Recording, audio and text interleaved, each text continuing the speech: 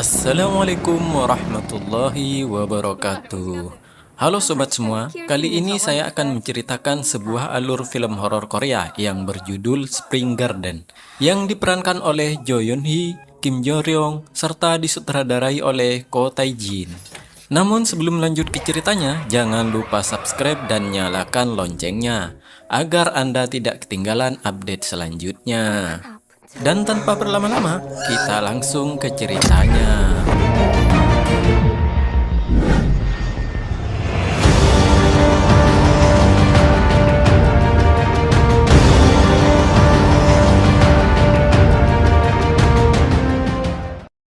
Film ini menceritakan seorang wanita yang bernama Sohee dan suaminya bernama Changsu. Sohee hidup bahagia bersama suaminya, bahkan Sohee berharap mereka segera memiliki rumah impian mereka. Sampai pada suatu hari, Changsu ditemukan gantung diri di rumahnya. Diketahui bahwa saat ini Sohee sedang hamil, di mana setelah kematian suaminya, Sohee menjadi frustasi dan menyebabkan keguguran. Setelah kematian suaminya, tiba-tiba saja pengacara Changsu menghubungi Sohee dan mengatakan kalau Changsu mewariskan sebuah rumah kepada Sohee. Sohee yang tidak mengetahui tentang rumah tersebut mendatangi rumah itu, dan dari sinilah kengerian tersebut pun dimulai. Dan inilah dia Spring Garden. Di awal film, kita akan diperlihatkan dengan sekelompok kacung mania yang mendatangi rumah kosong untuk mencari temannya yang menghilang. Di mana, menurut informasi, temannya tersebut terakhir kali terlihat di rumah kosong tersebut.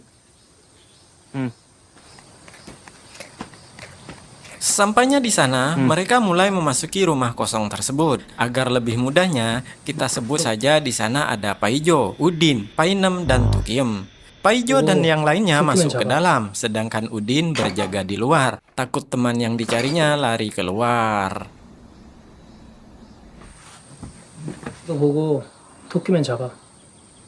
Saat di luar, Udin foto selfie. Namun setelah selfie, Udin kaget karena di foto tersebut ada sosok penampakan di belakang Udin. Dan ketika Udin melihat ke belakang, tidak ada siapapun di belakang sana. Dan anehnya, sosok penampakan di fotonya tersebut juga sudah menghilang.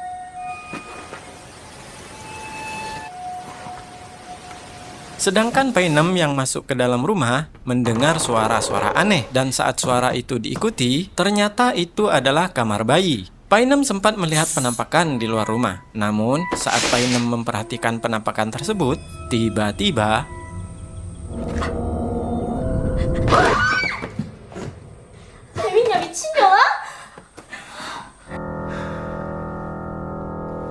setelah itu, Paijo memanggil mereka berdua ke basement. Karena di basement gelap, mereka menyalakan lampu HP mereka. Namun mereka bingung kenapa lampu tersebut ada 4, sedangkan mereka hanya bertiga. Paijo mengira itu adalah Udin, lalu Paijo memarahinya. Namun setelah didekati, dari arah lampu tersebut terdengar suara tangisan dan tiba-tiba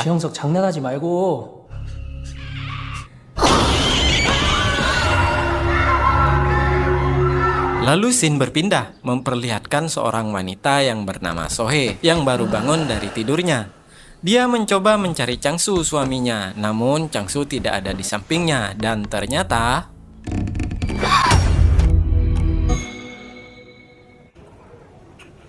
lalu scene memperlihatkan Sohee yang berkonsultasi dengan Detektif Nam tentang kasus bunuh diri Changsu. Detektif Nam mengatakan kalau suami Sohee murni bunuh diri. Namun Sohee yang mendengarkan tidak yakin karena suaminya tidak mungkin bunuh diri begitu saja. Perlu diketahui bahwa selain menangani kasus Changsu, Detektif Nam juga sedang menangani kasus siswi SMA yang sedang menghilang. Saat sedang mengobrol dengan Detektif Nam, Sohee mendengar keributan dan ternyata di sana ada saudara Sohee yang bernama Sri. Sri sedang bertengkar dengan kakak Changsu. Kakak Changsu mengatakan kalau Sohee adalah penyebab Changsu bunuh diri. Ibu Changsu atau mertua Sohee juga menambahkan kalau Sohee adalah wanita yang tidak berguna. Karena tidak terima, Sri mulai mengamuk. Namun saat Sri mengamuk, tiba-tiba Sohee berteriak dan terlihat darah yang keluar dari kemaluan Sohee. 소혜야. Saat di rumah sakit, dokter mengatakan Sohe baik-baik saja. Tapi yang sangat disayangkan, Sohe mengalami keguguran. 산모는 건강합니다. 어쩔 수 없이.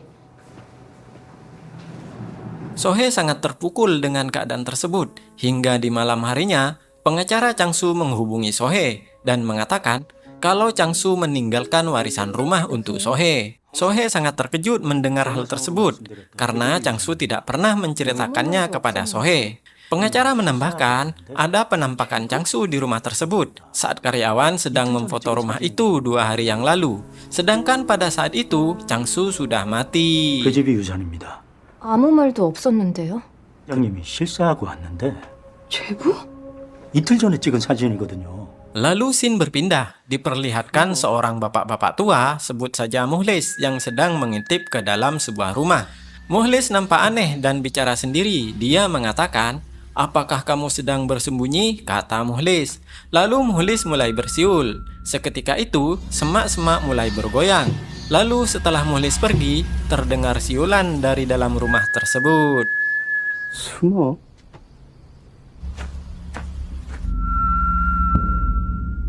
Saat di perjalanan, Muhlis berpapasan dengan Sohe. Muhlis nampak aneh saat melihat Sohe. Dan ternyata, rumah warisan untuk Sohe adalah rumah yang tadinya didatangi Muhlis.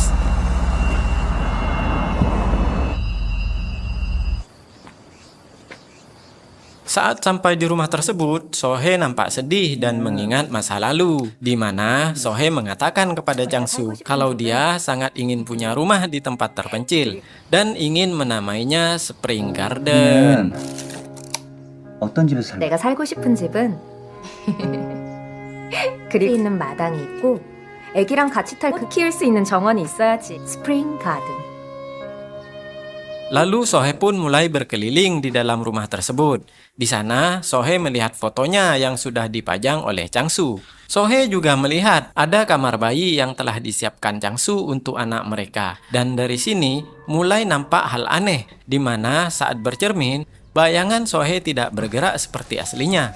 Dan dari bawah tempat tidur, terlihat ada darah yang menetes.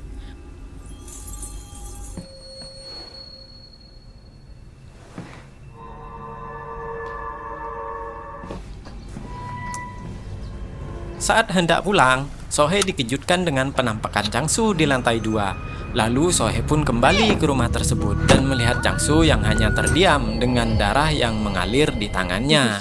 Saat Sohe mencoba mendekat, tiba-tiba ada bayangan yang mendorongnya. Dan seketika itu Sohe pun pingsan.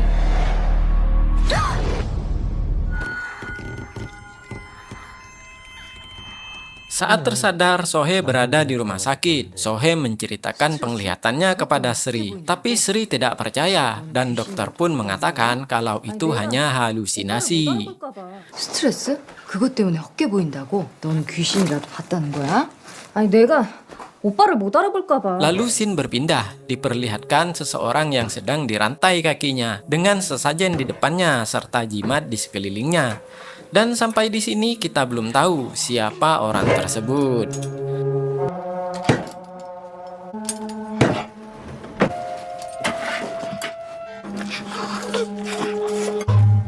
Lalu scene berpindah, di mana Sohe yang mulai menempati rumah barunya. Sohe mulai berbenah, dan saat memasak, Sri mengabari kalau dia ingin mengunjungi Sohe bersama keluarganya. Namun saat memecahkan telur, tiba-tiba... 알았어. 조심히 와.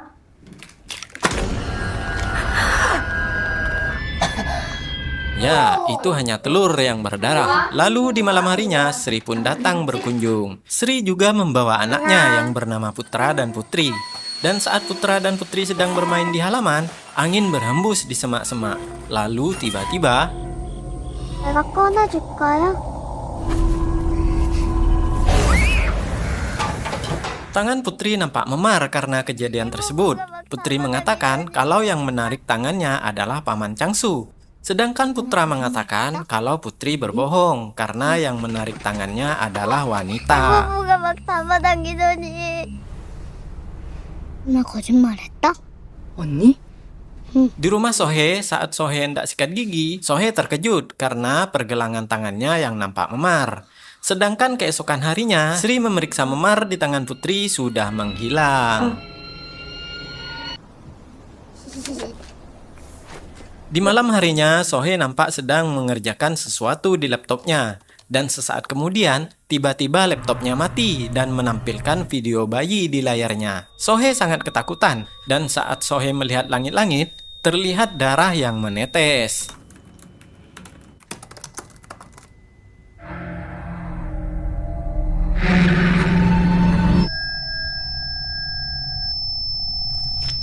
Sohee mencoba mengeceknya ke atas dan ternyata itu tepat di bawah kasur bayi di lantai 2. Lalu Sohee melihat bayangan yang mirip Changsu masuk ke dalam sebuah ruangan. Saat Sohee mengikutinya, tiba-tiba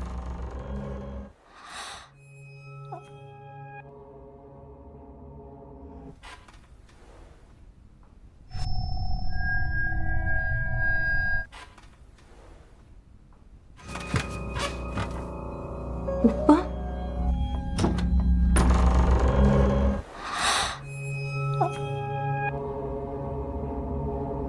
ternyata Sohee sedang bermimpi. Saat mengecek langit-langit, bahkan tidak ada apapun di atas sana. Namun, saat Sohee mengecek ke kamar bayi, di sana Sohee menemukan sebuah test pack dengan hasil positif.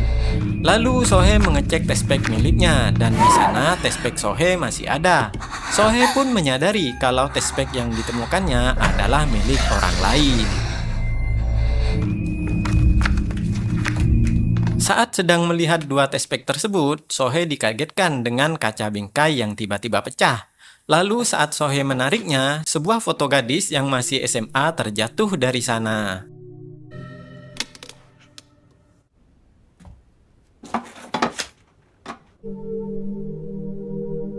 Karena kepikiran dengan gadis tersebut, keesokan harinya Sohee pun mencari informasi sampai ke Detektif Nam. Karena mungkin gadis tersebut mengetahui tentang kematian suaminya. Di sini Detektif Nam mengatakan kalau gadis tersebut bernama Siti. Detektif Nam juga mencarinya karena menurut laporan sudah lama Siti pergi dari rumahnya. 이 학생 알아? 저희가 아무것도 모르고 도와드리는 건 곤란합니다.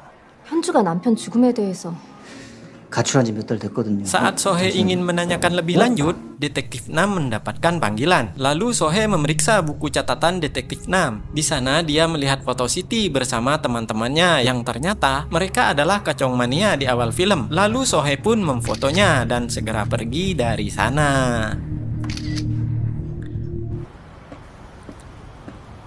Lalu Shin memperlihatkan Mukhlis yang masuk ke dalam rumah Sohee dengan melompati pagar. Mukhlis menggali dan menanam sebuah bungkusan kain kafan di halaman Sohee. Namun Sri memergokinya dan menyuruh Mukhlis untuk pergi. Tapi Mukhlis memberikan kartu namanya dan mengatakan mereka harus segera pergi dari rumah tersebut jika tidak ingin kerasukan. Dari kartu nama tersebut disebutkan kalau Mukhlis adalah seorang dukun. 현씨, 뭐 하는 거예요 거기서? 당장 이 집에서 나가. 받아. Sohee yang sudah mendapatkan informasi dari catatan dan foto milik Detektif Nam, kini Sohee mulai mencari orang-orang di foto tersebut. Dan sampailah Sohee di sebuah kafe, di mana Sohee menemukan Udin dan Tukiem sedang ngopi di sana. Saat menanyakan tentang Siti, Tukiem marah-marah dan segera pergi meninggalkan Sohee. Namun saat di perjalanan, motor Udin blong sampai kecelakaan pun terjadi dan menewaskan mereka berdua. 정말 뭔데? 얘 왜 찾아요? 아 잠깐만 기다려봐. 병신아!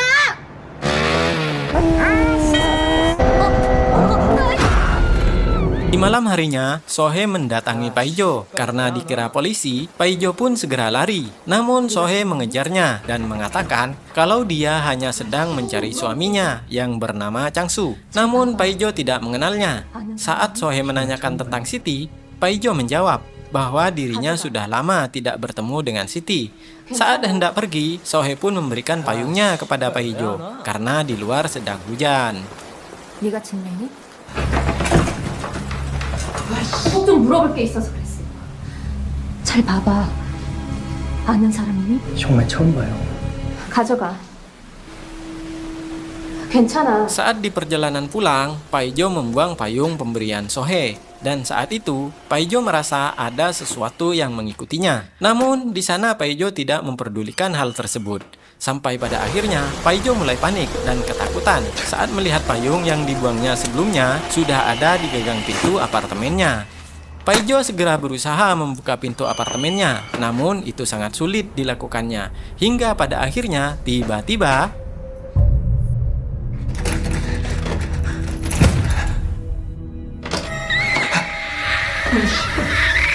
Paijo yang ketakutan melihat penampakan tersebut berusaha lari keluar. Namun sesampainya di tangga, Paijo masih melihat penampakan hantu tersebut. Karena tidak ada jalan lain, Paijo pun melompat melalui jendela. Di sini Paijo nampak baik-baik saja. Namun saat Paijo melihat ke atas, payung yang sebelumnya tiba-tiba jatuh dari atas dan menancap di mulutnya.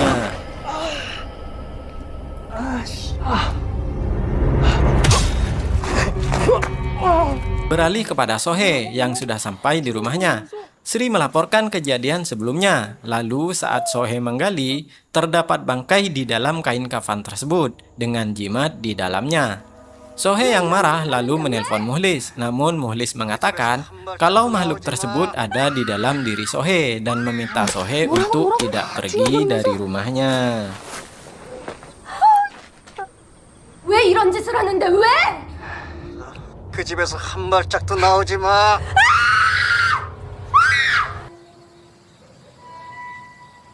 Di sisi lain, para polisi sudah mendatangi tempat tewasnya Paijo. Di sini, Detektif Nam mencurigai Sohee adalah pelakunya karena panggilan terakhir di ponsel Paijo adalah nomor Sohee. Dan di payung tersebut juga ditemukan sidik jari Sohee. Hingga sampai keesokan harinya, Detektif Nam mulai mengintai Sohee dan mengikutinya. 만난 건 많은데.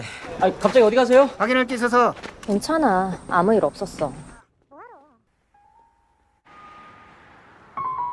Lalu sampailah Sohee di rumah Painem, di mana tempat tersebut terlihat kotor dan bau, serta terdapat jimat yang ditempel di sekelilingnya. Saat Sohee menanyakan tentang Siti dari balik pintu, Painem sempat berteriak dan mengatakan kalau dia tidak bersalah dan Siti sendirilah yang menginginkannya. 진리 알지? 누굴 찾고 있는데. 내가 뭘 했는데? 지가 원한 거야, 지가! Lalu film flashback ke masa lalu, di mana saat itu Painem menghampiri Siti dan mengenalkan dirinya. Lalu Painem membawa Siti kepada teman-temannya, mengajaknya minum-minum hingga memperkaos Siti dan memvideonya. Namun tidak cukup sampai di situ, mereka juga menjual Siti kepada Hidung Belang dengan mengancam akan menyebarkan videonya.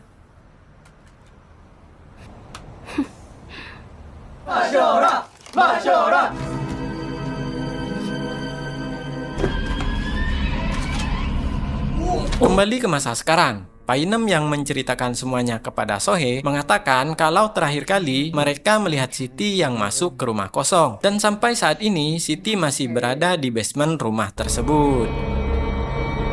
영석이가 어떤 집에 들어가는 걸 봤다 그랬어. 어딨어? 아직 거기 있어.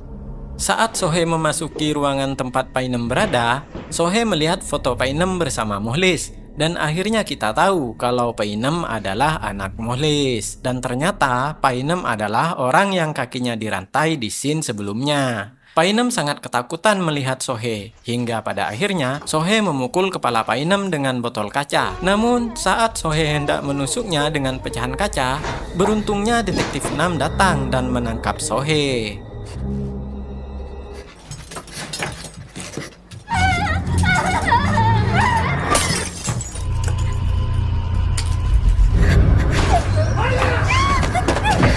Lalu scene berpindah memperlihatkan Sri yang sedang di rumah Sohee bersama putri anaknya. Namun putri terlihat aneh dan berbicara sendiri dan pergi dari sana. Sri yang menyadari hal tersebut panik lalu mencari putri dan memanggil namanya. 자야? 왜요? 저기요? 얘가 어디 갔어? 박지원! Saat di perjalanan, Sohee sempat menyangkal perbuatannya karena dia merasa tidak melakukannya. Namun Detektif Nam tidak percaya karena semua bukti mengarah kepadanya. Setelah melihat semua bukti foto-foto tersebut, Sohee lalu mengingat perkataan Mukhlis bahwa makhluk tersebut ada di dalam diri Sohee dan meminta Sohee untuk tidak pergi dari rumahnya. 제가 그런 게 아니에요.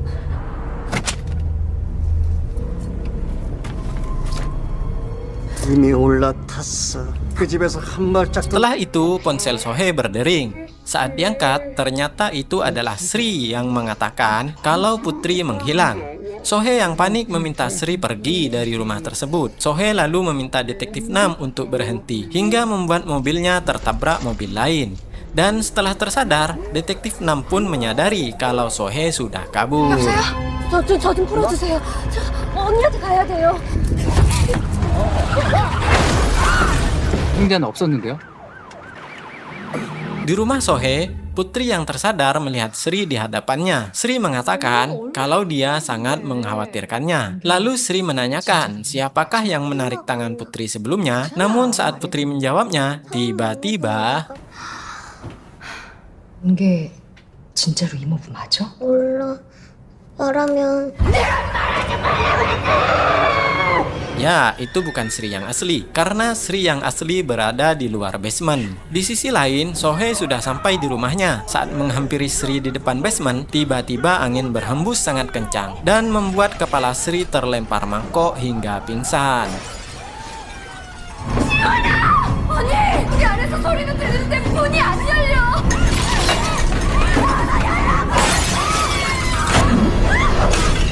Lalu setelahnya pintu basement tiba-tiba terbuka dan terdengar suara Putri yang sedang berdendang. Saat didatangi, terlihat Putri yang sedang jongkok di basement tersebut. Dan dari langit-langit basement terlihat darah yang menetes.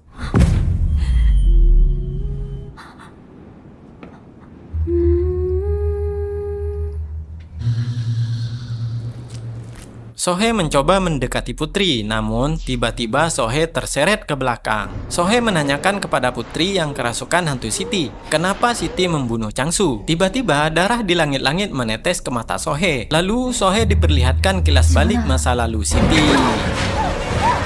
창수 씨를 죽인 것도 너지?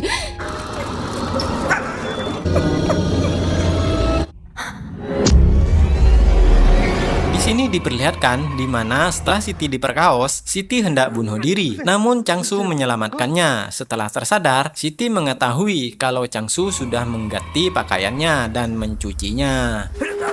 학생 정신 차려봐. 어?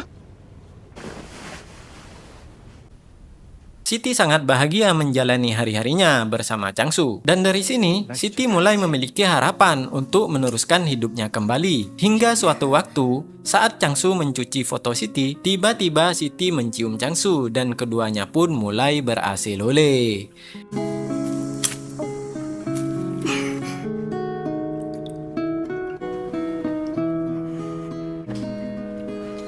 Hingga pada suatu hari, Siti sangat kesal melihat foto Sohe dipajang di rumah tersebut. Lalu Siti menyelipkan fotonya sendiri di belakangnya. Siti yang cemburu mencoba merusak foto pernikahan Changsu. Namun Changsu yang melihatnya marah dan mengusir Siti dari rumahnya.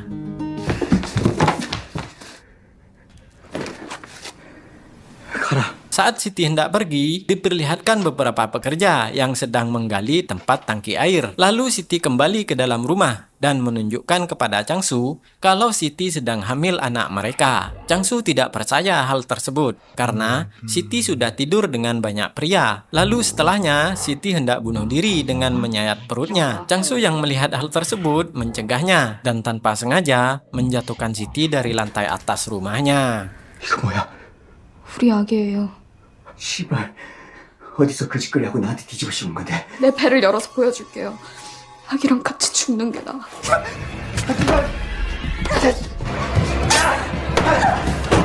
Pada saat itu, Changsu tidak menyadari kalau Siti masih hidup.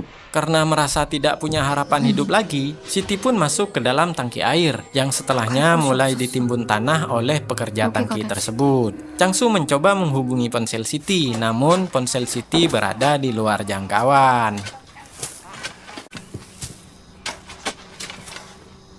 Scene berpindah ke masa sekarang, di mana diperlihatkan Mukhlis yang memagari rumah tersebut dengan darah. Setelahnya, Putri yang kerasukan mulai tersadar. Lalu Mukhlis yang sudah berada di basement mulai melawan hantu Siti dan menusuknya. Namun saat itu juga terdengar suara Painem anak Mukhlis yang membuat Mukhlis tidak fokus. Sampai hantu Siti mementalkan Mukhlis dan menewaskannya.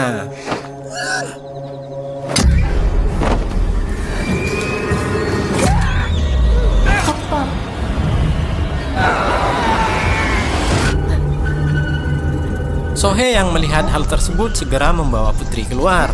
Sohe juga membawa pisau muhlis bersamanya.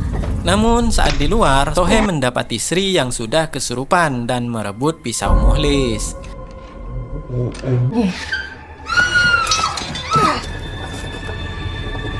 Saat Sri yang kerasukan hantu Siti mencoba menusuk Sohe, Sohe berlari keluar. Sesampainya di luar, Sohe melewati garis darah yang dibuat oleh Muhlis sebelumnya. Hingga hal itu membuat hantu Siti terpental.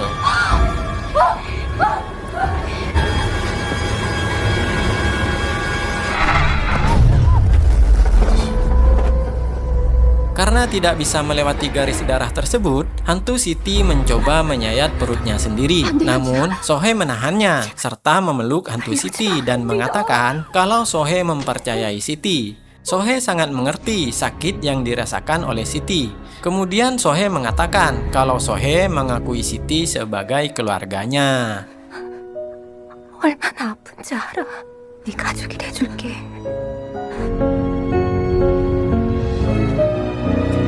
Saat polisi datang, diperlihatkan angin yang berhembus ke atas bersama dedaunan yang menunjukkan kalau Siti sudah pergi dengan tenang.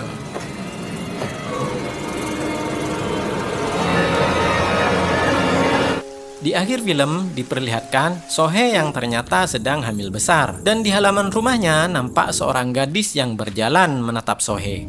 Lalu Sohe mengatakan, "Kemarilah, kita adalah keluarga." 들어와. 우린 가족이잖아. Dan tamat.